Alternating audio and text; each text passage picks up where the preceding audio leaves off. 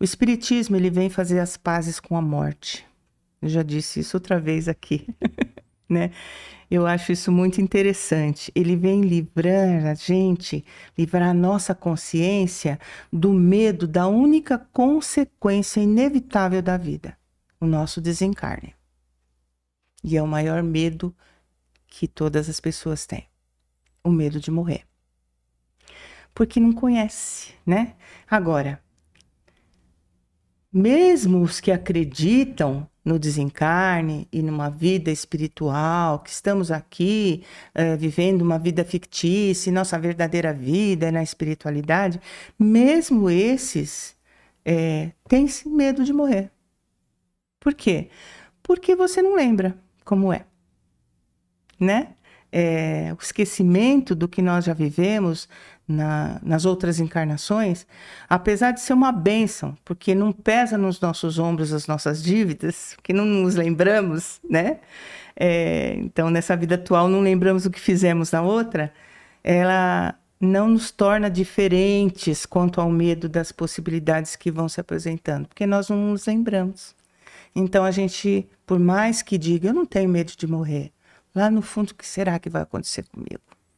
Então, eu tava pensando, sabe, em que eu tava lembrando assim, né, daquele relato do Chico Xavier, quando ele fala que tá no avião, né, aí ele conta lá no Pinga Fogo, né, o pessoal que quiser ver é só pesquisar, né. É muito bom. E aí ele fala que ele tá ali, ele tá com medo da morte, todo mundo tá gritando, que o avião começa a dar umas piruetas, e ele fala, eu vou morrer, e todo mundo gritando, ele grita, vale-me Deus, grita também, né. Sim. E aí o Emmanuel aparece pra ele e fala assim, ó, por favor, né? Todo mundo tá num risco iminente, né? Então, morra com educação, né? Silêncio.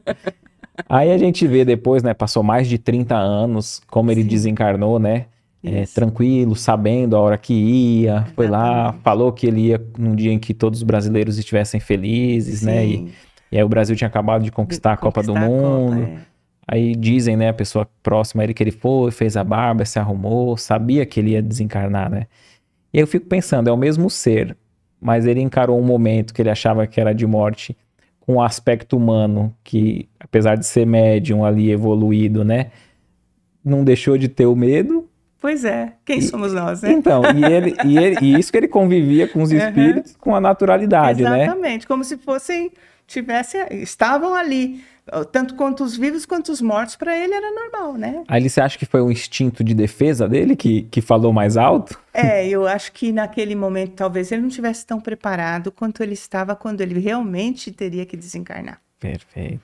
Porque muitas vezes a gente passa a vida com medo e na hora de desencarnar você desencarna com serenidade.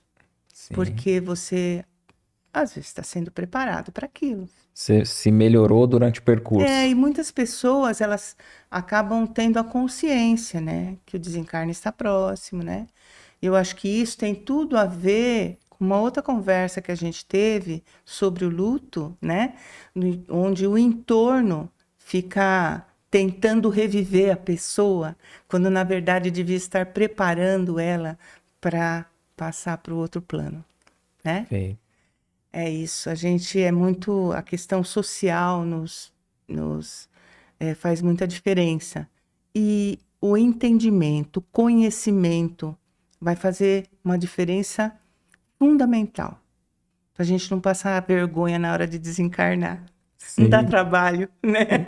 E os espíritas dão trabalho tanto quanto os outros. Tanto quanto os outros, né? É isso. O que você achou desse corte? Coloca aqui nos comentários a sua opinião sobre esse tema. Para ver o episódio completo, é só pesquisar Recomeçar Podcast Espírita.